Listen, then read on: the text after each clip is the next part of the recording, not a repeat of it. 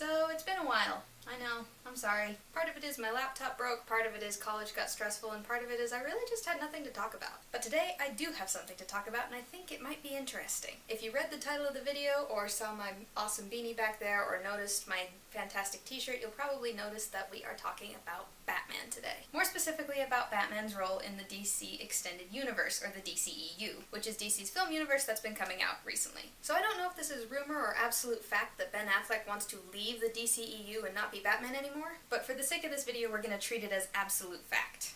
This leaves the DCEU executives with a little bit of a dilemma. They can either recast Batman or try and proceed with the DCEU without Batman, neither of which are particularly good options. Recasting Batman is just kind of meh, okay, whatever. But trying to proceed without Batman would be a little bit ridiculous because Batman is either the most popular or one of the most popular DC heroes ever. So trying to proceed without him would just be very difficult. However, today I am here to propose option number 3, and that is, instead of making that the Batman movie first, or somewhat soon, the DCEU creates the Nightwing movie first. And this is for a couple reasons. The first one is to, 1, establish Dick Grayson as part of the DCEU, and 2, bring up his journey to becoming Batman. Let me explain.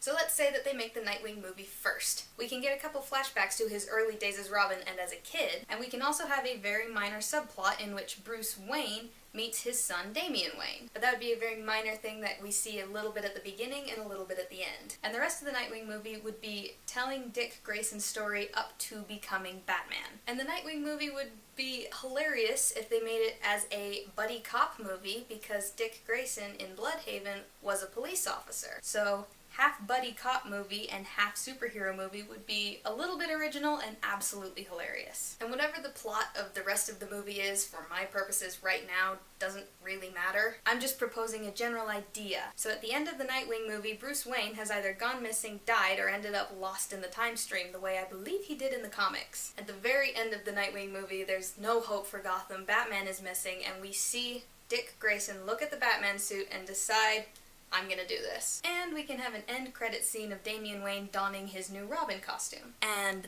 then they make the Batman movie. And this version of the Batman is Dick Grayson as Batman and Damian Wayne as Robin. This gives the writers the opportunity to have a much brighter and happier Batman alongside a much more serious and mature Robin in Damian Wayne and Dick Grayson, which is something we've never really had on screen before. Also, having Dick Grayson as Batman makes it the first time on screen, as far as I can remember, of Batman not being Bruce Wayne, which also affords an interesting dynamic between the audience and the characters because we've never seen a Batman who isn't Bruce Wayne before. And having Dick Grayson be Batman is an opportunity for a lot of humor, both in the Nightwing movie and in the Batman movie, because Dick Grayson is the founding father of the holy, really long and only semi-comprehensible puns Batman jokes, which would be absolutely hilarious when he's the one making the puns, but he's also Batman. And if it were up to me, that the Batman movie would probably have a plot featuring Batman and Robin getting captured by Red Hood, or just doing an Under the Red Hood plotline where instead of it being a father-son dynamic, it's two brothers who never knew how to be brothers and now have this little brother in the form of Robin who they also don't really know how to be brothers with. And if the writers had Bruce Wayne getting lost in the time stream, that gives Ben Affleck the opportunity later, if he wants to return to the DCEU and maybe take up Batman as Bruce Wayne again. Like, say, after the DCEU has gotten its feet under it and grown its baby teeth in. Now, is any of this gonna actually happen? Probably not. This is just an idea of mine for the future of the DCEU with Ben Affleck not in it, and how they could make it compelling from both a storytelling standpoint and from an in-universe standpoint where suddenly Batman just doesn't have a different face. Because when Marvel had to recast actors, the two most prominent I can think of being Hulk and Rhodey, they were only in one film before they were recast. But Ben Affleck has been Batman in 4 movies now, which can make it a little more difficult because he's been established as Batman. And those are my thoughts on how the DCEU can continue without Ben Affleck being Batman. If you like this video and the idea, please let me know down in the comments. If you have your own idea for how the DCEU could continue without Ben Affleck being Batman, please tell me down in the comments too. This week's song stuck in my head is not just a single song, it's actually the entire Mamma Mia soundtrack, just kind of playing on an endless loop. If you want to see more of this kind of video, please let me know, because I've never really done something quite like this before. It's not exactly a fan theory, but it's not exactly anything else either. So please let me know what you think.